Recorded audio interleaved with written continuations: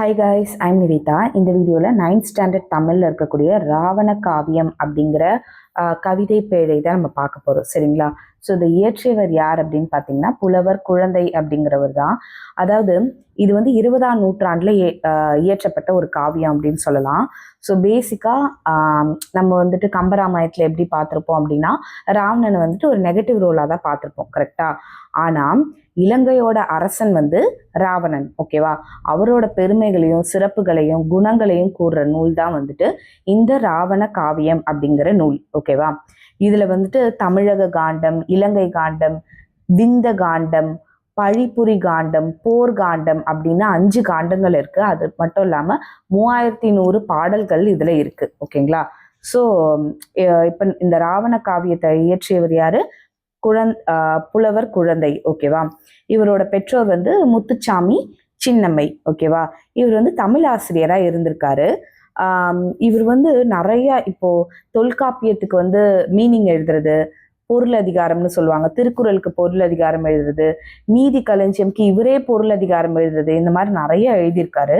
அது மட்டும் இல்ல 30க்கும் மேற்பட்ட இலக்கண இலக்கியங்களை வந்து படைச்சிருக்காரு. ஓகேவா?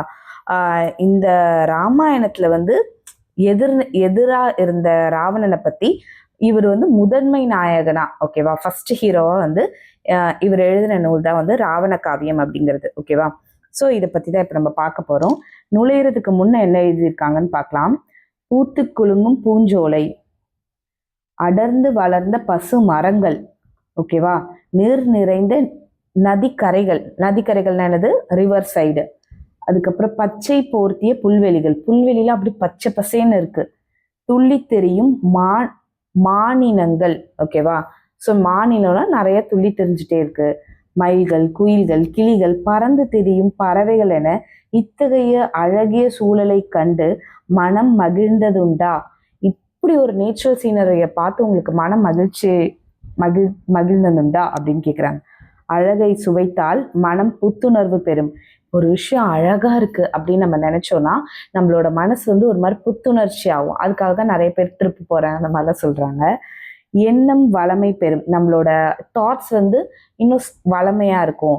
தமிழ் இலக்கிய திரையில் மிகுதியான எழிலோவியங்களை சொல்லோவியங்களாக புலவர்கள் தீட்டி வைத்துள்ளனர்.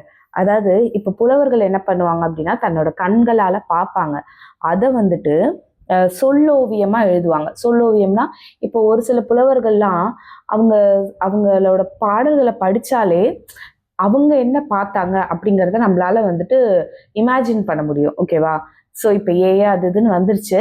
பட் ஆனால் தமிழ் புத்தகங்கள்ல படிக்கும்போது, சில புலவர்கள் எழுதியிருக்க புத்தகங்களை படிக்கும்போது அவங்க என்ன கண்ணோட்டத்தோட பார்த்தாங்க, என்ன ஒரு அழகா இருந்தது அப்படிங்கிறத நம்மளால நினைக்க முடியும். ஓகே, அவற்றில் சில காட்சிகளை கண்டு சுவைப்பும் வாருங்கள். ஓகேவா? ஃபர்ஸ்ட் குறிஞ்சி. குறிஞ்சி அப்படின்னு என்னது? மலையும் மலை சார்ந்த இடமும் தான் நம்ம குறிஞ்சி அப்படின்னு சொல்லுவோம். ஓகேவா? Okay, fine. இப்போ நம்ம ஃபர்ஸ்ட் இருக்கிற இந்த பாடலோட மீனிங் பார்க்கலாம். அடுப்பிடு சாந்தமோடு அகிலின் நாற்றமும், துடுப்பிடு மைவன சோற்றின் நாற்றமும், மடுப்படு காந்தலின் மனமும், தோய்த்தலார் கடைப்படு பொருளெல்லாம் கமழும் குன்றமே. ஓகேவா? இதோட மீனிங் பார்க்கலாம். அடுப்பிடு சாந்தமோடு அப்படின்னா என்னன்னா அந்த சந்தனக்கட்டை வந்து அடுப்புல வைக்கும் போது ஒரு மாதிரி மனம் வீசும். ஓகேவா? அதுதான் சொல்றாங்க. சந்தனக்கட்டையை அடுப்புல வைக்கும் போது ஒரு மனம் வீசும். அதே மாதிரி அகிலின் நாற்றமும். நாற்றம்னா நம்ம கெட்டதா எடுக்கக்கூடாது. அகில் அப்படிங்கிற ஒரு மரம் இருக்கு. ஸோ அதுவுமே வந்து நல்ல வாசனை தரக்கூடியது. ஓகேவா? இந்த சந்தன மரம், அகில மரம் அதெல்லாம் சொல்லுவாங்க. ஸோ அதோட வாசனையும். ஓகே, நெக்ஸ்ட் துடுப்பிடு மைவன சோற்றின் அப்படின்னா என்னன்னா இப்போ நீங்க வந்து ஸ்டவ்ல வந்துட்டு மலை நெல்லை வந்து வச்சிங்கன்னா, இப்போ நம்ம குக்கர்ல சமைக்கிறது கிடையாது. நார்மலா ஒரு பானை எடுத்து அதுக்குள்ள கொஞ்சம் தண்ணி ஊற்றி அது கொதிச்சோடனே அதுக்கப்புறமேட்டு கொஞ்சம் அரிசி இருக்கு இல்லையா, அதை போடுவாங்க. ஓகேவா? துடுப்பிடு மைவன சோற்றின் அப்படின்னா என்னன்னா அடுப்பு உலையிலிட்ட மலை நெல் அப்படின்னு அர்த்தம். ஓகேவா? இங்க பாருங்க, மைவனம் அப்படின்னா என்னன்னா மலை நெல் அப்படிங்கிறது. மைவனம்னா மலை நெல். ஓகே, ஸோ அந்த மலை நெல்லை வந்துட்டு அந்த அடுப்புல போடும்போது நமக்கு அந்த இப்போ நீங்க பசியிலலாம் இருந்தீங்கன்னு வச்சுக்கோங்களேன், அந்த சாப்பாடு கொதிக்கிற ஸ்மெல்லாம் வந்து நமக்கு நல்லா இருக்கும். ஓகேவா? அந்தோட ஸ்மெல் நாற்றமும்னா என்னது? அதோட ஸ்மெல். ஓகேவா?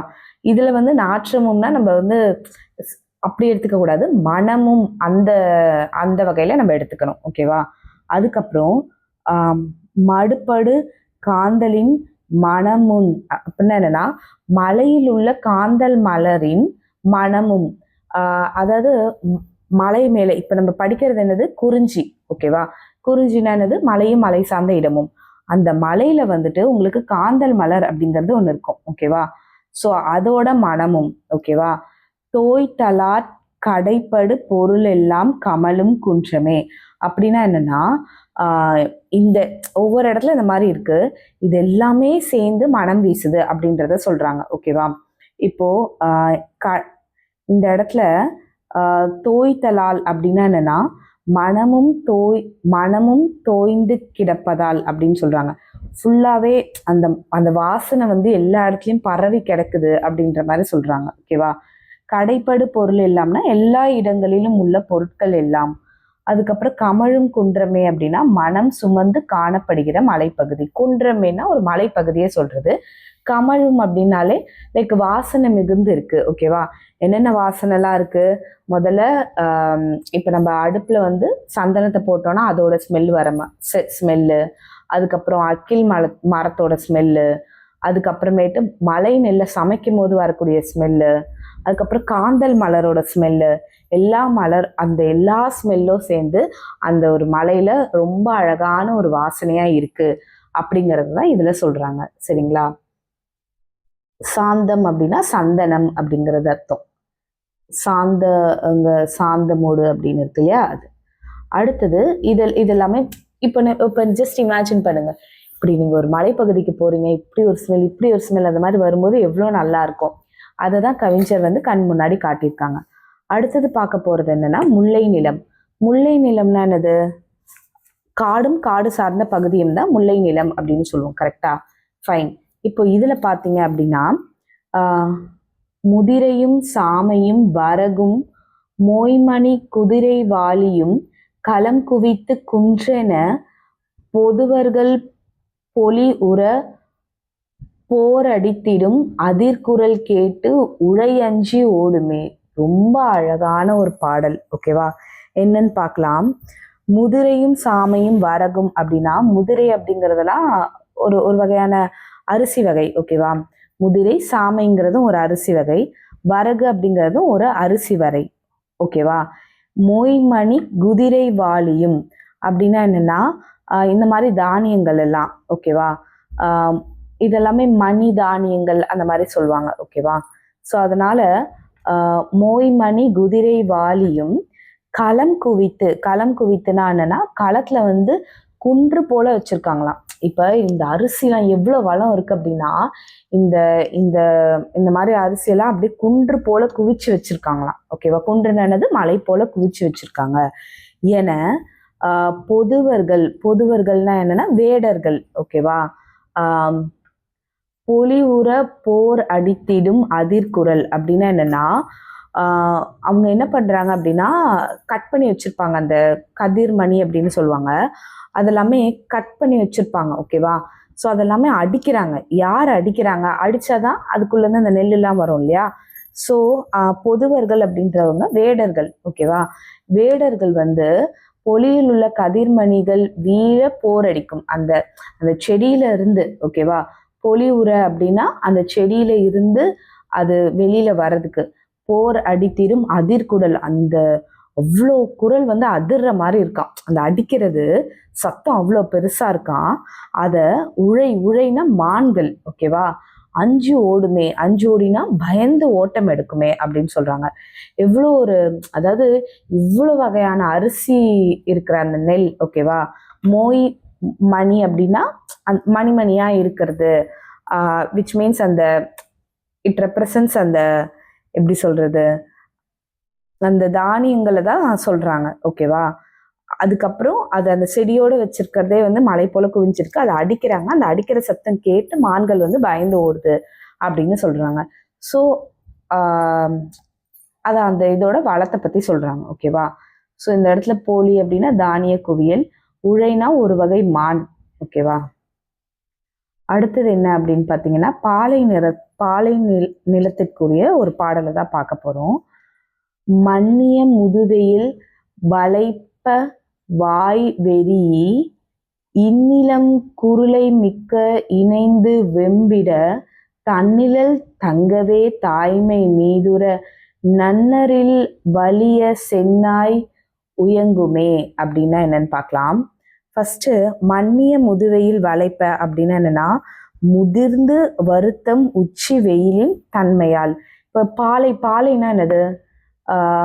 உங்களுக்கு வந்துட்டு பாலைன்னா அந்த டெசர்ட்டை சம்மந்தப்பட்டது. கரெக்டா? மணல் சார்ந்த இடத்தை தான் பாலைன்னு சொல்லுவாங்க. அப்போ மன்னிய முதுவெயில் வளைப்ப அப்படின்னா என்னன்னா வளைப்பனா அந்த தன்மையால அப்படின்னு அர்த்தம். முதுவெயில்னா என்னது? நல்லா உச்சி வெயில் அடிக்குது அப்படின்னு சொல்லுவாங்கல்ல. ஸோ அந்த மாதிரி உச்சி வெயில். ஓகேவா? மன்னி அப்படின்னா வருந்த வைக்கிற முதுவெயில் வளைப்ப அந்த தன்மையால. ஓகே. வாய் வெறினா வாய் வந்து ரொம்ப இப்போ தண்ணியே குடிக்கலன்னு வச்சுக்கோங்களேன், ரொம்ப ஒரு நாள் ஃபுல்லா தண்ணியே இல்லை அப்படின்னா வாய் வந்து குளர ஆரம்பிச்சிரும். ஓகேவா? என்னென்னமோ பேச ஆரம்பிச்சிருவோம். ஸோ வந்து அந்த மாதிரி வாய் வந்து ரொம்ப ரொம்ப உழன்று அது வந்து குளர ஆரம்பிச்சிருச்சு. ஓகேவா? இந்நிலம் குருளை மிக்க அப்படின்னா என்னன்னா தாங்காத சென்னாய் குட்டி. அந்த மாதிரி வெயில தாங்காத இன்னிலம்னா இனிமையான இளமையான குருளைன்னா என்னது? குட்டி. ஓகேவா? சென்னாய் குட்டி இணைந்து வெண்பிட துன்புற்று வருந்த. ஓகேவா? அது இணைந்து வெம்பிட அப்படின்னா ரொம்ப வருந்துது அப்படின்னு அர்த்தம். ஓகேவா? குருளை அப்படின்னா குட்டி, இணைந்துனா துன்புறுதல் அப்படின்னு அர்த்தம். நெக்ஸ்ட் தன்னிழல் தங்கவே தாய்மை மீதுர அப்படின்னா என்னன்னா அந்த அம்மா சென்னாய் வந்து என்ன பண்ணுதுன்னா வெயில நிக்குது, அந்தனோட நிழல்ல அந்த குட்டி நிக்குது அப்படின்னு சொல்றாங்க. ஓகேவா? தன்னிழல் தங்கவே அப்படின்னா என்னது? தன்னோட நிழல்ல அந்த குட்டி வந்து இளைப்பாறதுக்கு தாய் வந்து இந்த மாதிரி பண்ணுது அப்படின்னு சொல்றாங்க. தாய்மை மீதுர அப்படின்னா அன்பு வந்து ரொம்ப அதிகமா ஆகுறது. ஓகேவா? ரொம்ப ஐயோ நம்ம குட்டி கஷ்டப்படுதே அப்படின்னு சொல்லிட்டு அது வெயில நின்று தன்னோட நிழல்ல அந்த குட்டியை வந்து நிக்க வைக்குது. ஓகேவா?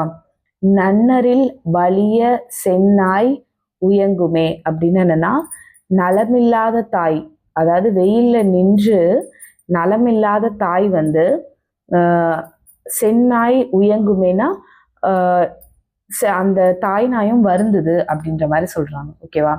இப்போ இந்த ஒரு பர்டிகுலர் 4 லைன்ஸ்ல இருந்தே நமக்கு என்ன புரிய வருதுன்னா அந்த டைம்ல வந்து பாலை நிலத்துல எப்படிப்பட்ட ஒரு வெயில் இருந்தது அப்படின்றது நமக்கு புரிய வருது. ஓகேவா?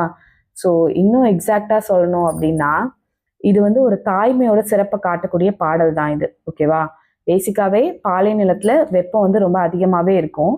அதிலும் முதுவெயில் அப்படின்றது நண்பகல்ல வெப்பம் வந்து ரொம்ப அதிகம். அந்த நேரத்துல சென்னாய் குட்டிகள் வந்து தண்ணீர் இல்லாம ரொம்ப வறண்டு கஷ்டப்படுது.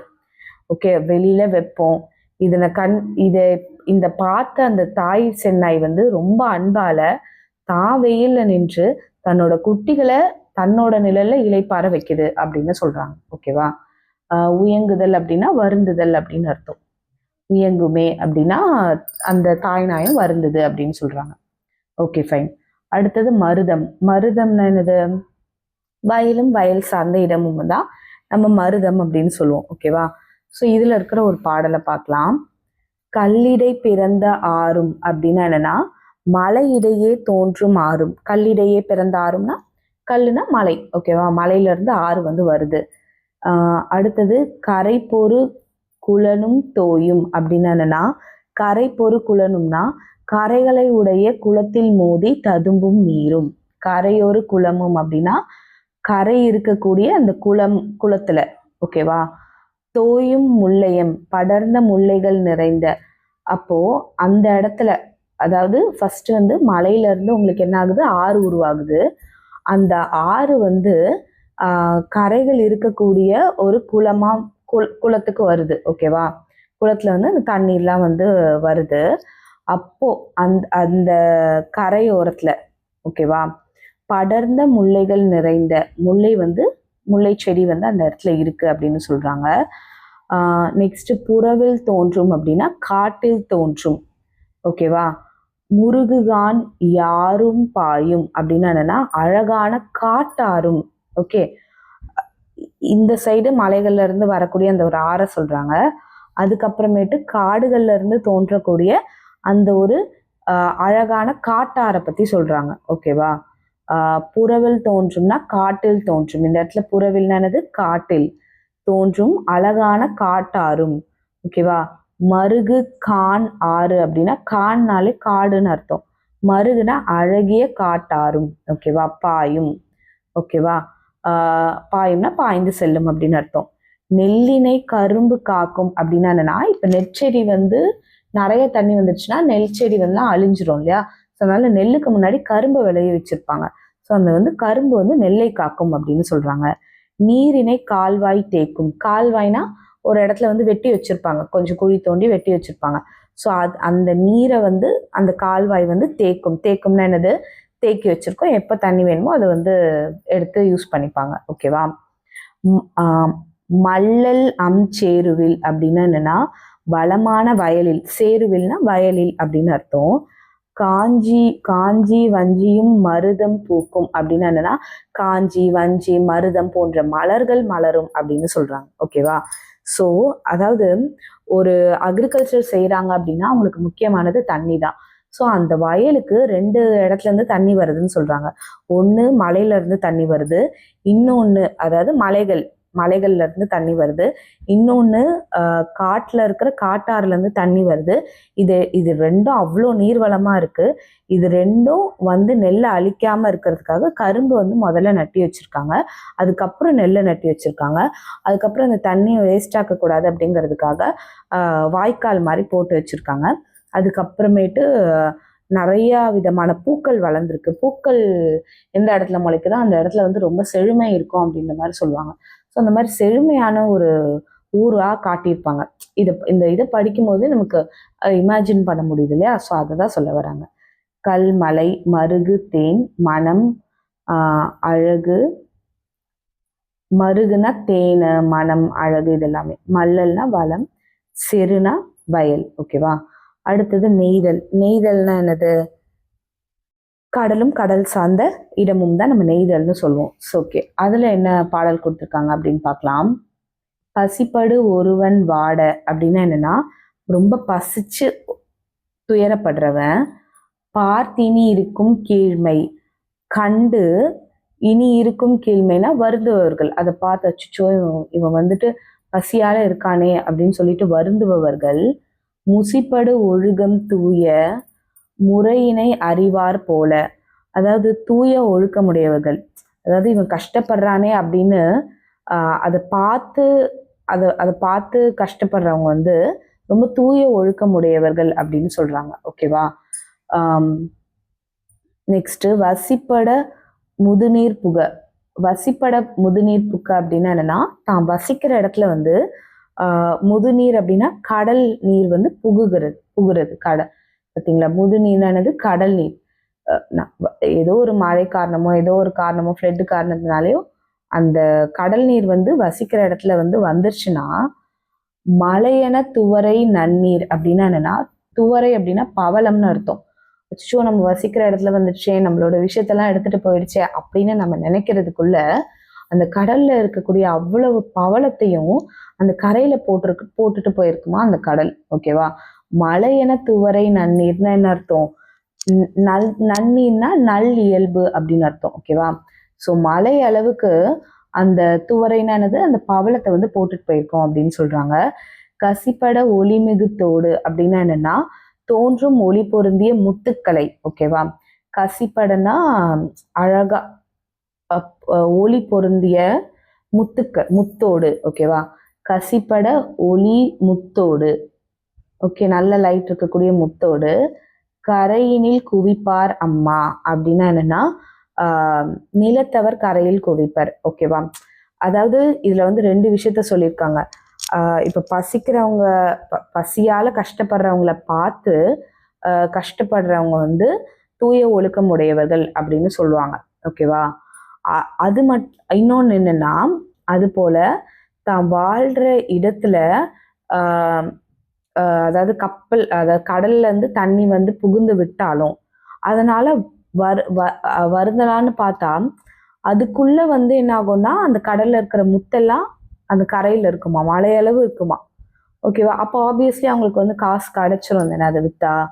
மலையளவு பவளங்களையும், ஓகேவா, அதுக்கப்புறம் நல் ஒளி பொருந்திய முத்துக்களையும் வந்து நெய்தல் நிலத்துல இருக்கும் அப்படின்னு சொல்றாங்க. ஒரு கஷ்டம் வந்தாலும் அதுக்கு சமம் கட்டுற மாதிரி கடல் வந்து கொடுத்துரும் அப்படிங்கிற மாதிரி சொல்றாங்க. ஓகேவா. இந்த இடத்துல பாருங்க, தூய ஒழுக்க முறைகளை பின்பற்றுபவர்கள் பசி துயரால் துன்புறுவோரை கண்டு வருந்துவார்கள்.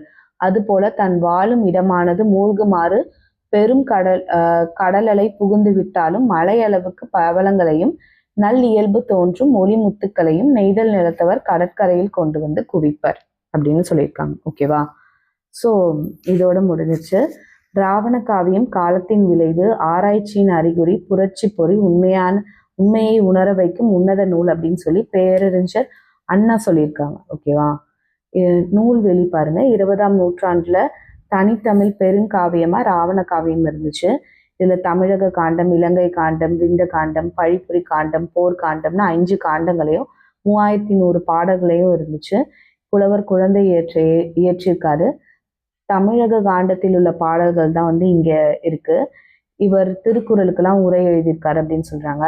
யாப்பதிகாரம், தொடை அதிகாரம் உள்ளிட்ட 30க்கும் மேற்பட்ட இலக்கண இலக்கிய நூட்களை வந்து இவர் படைச்சிருக்காரு அப்படின்னு சொல்றாங்க. ஓகேவா. ராமாயணத்தில் எதிர்நிலை மாந்தராக படைக்கப்பட்ட ராவணனை முதன்மை நாயகனாக கொண்டு இயற்றப்பட்டதுதான் ராவண காவியம். தேங்க்யூ ஸோ மச் ஃபார் வாட்சிங். இதை உங்கள் ஃப்ரெண்ட்ஸ்க்கும் ஷேர் பண்ணுங்க. இந்த வீடியோ புரிஞ்சுதுன்னா கண்டிப்பாக புரிஞ்சுதுன்னு ஒரு கமெண்ட் பண்ணுங்க. தேங்க்யூ.